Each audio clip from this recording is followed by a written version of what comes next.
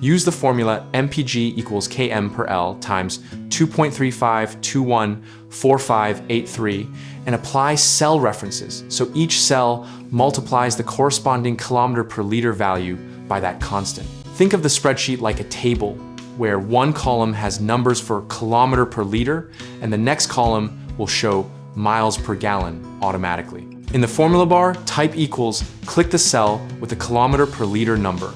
Then type times 2.35214583 and press enter to get the miles per gallon for that row.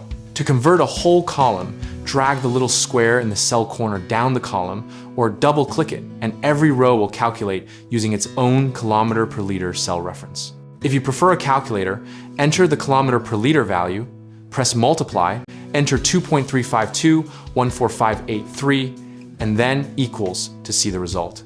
A common mistake is typing the constant incorrectly, which gives wrong results. So copy the constant 2.352144583 exactly, or put it once in a separate cell and reference that cell in your formula to avoid errors.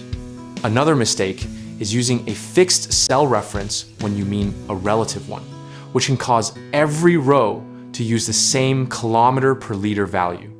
Make sure you click the correct cell for each row before dragging, or use correct absolute references only when the constant is in its own cell. Some people forget to format the result cells and see many decimals.